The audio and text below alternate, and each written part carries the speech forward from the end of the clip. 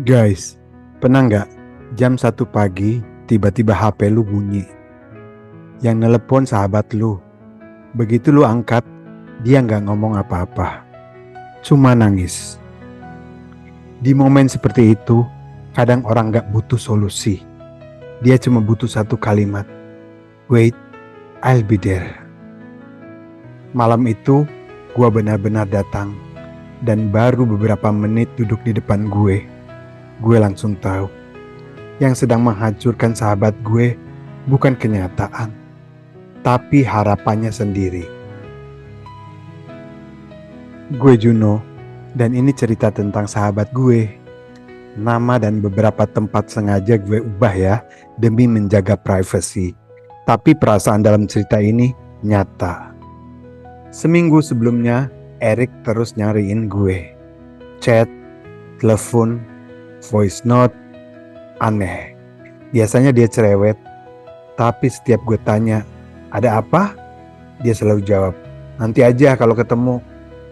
Waktu itu gue masih di Korea buat urusan kerja. Suatu malam, WA masuk lagi. Jun, udah balik belum? Lama amat.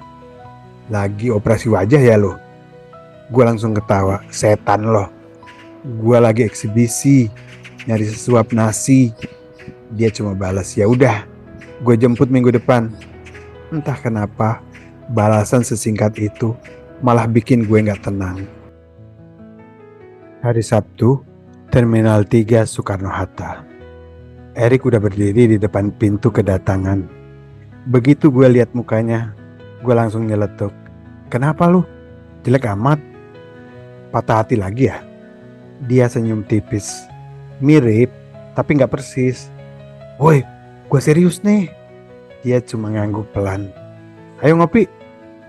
Belum 5 menit duduk, dia mulai cerita. Jun, bulan lalu gue kenalan sama cowok di Starbucks SCBD. Anaknya manly. Kita datang 2 kali ketemuan dating. Dan gue jatuh cinta. Setelah dating kedua, gue ajak dia ke apartemen. Buat gue malam itu indah banget. Kita tidur bersama-sama. Gue pikir hubungan kami akan mulai dari sana. Tapi ternyata gue salah. Besok paginya dia buru-buru pulang. Sorenya gue chat, gak dibales. Besoknya lagi, jawabannya dingin. Sampai akhirnya hari ketiga, dia ngirim pesan. Maaf Rick, gue belum cerita. Sebenarnya gue udah punya pacar. Gue straight. Malam itu buat gue adalah keputusan yang gak seharusnya terjadi. Erik menatap kopinya lama, terus bilang pelan, Jun, gue gak percaya. Gak mungkin. Dia pasti bohong.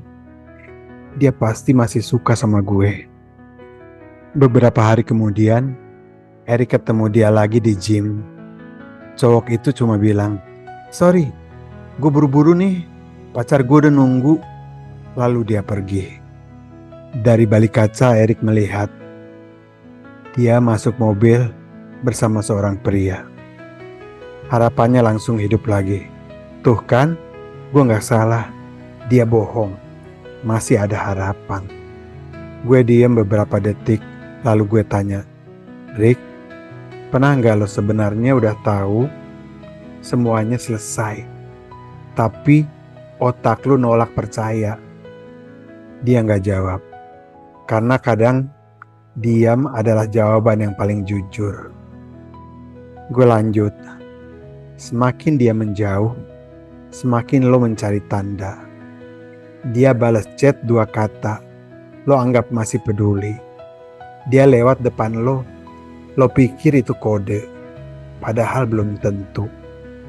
Rick, gue bisa aja salah ya, tapi menurut gue yang bikin lu capek bukan cuma kehilangan dia.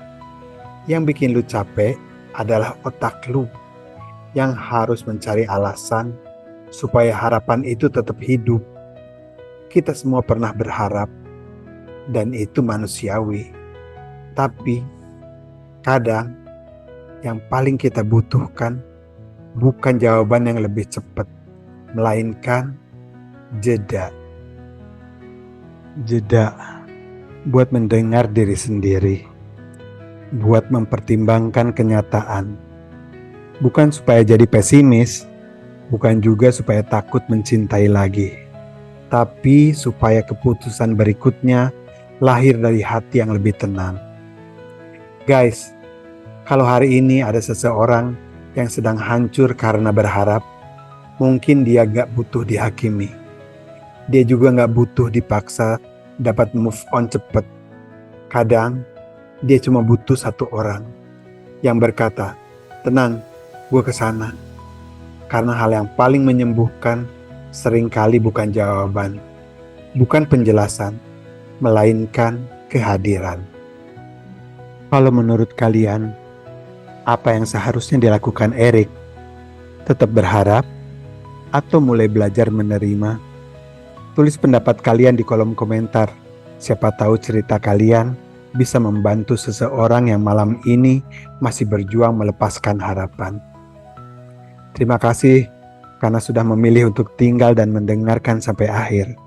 Semoga setelah cerita ini selesai, kita semua pulang dengan hati yang sedikit lebih tenang dan sedikit lebih berani menerima kenyataan meski tidak selalu sesuai dengan yang kita inginkan.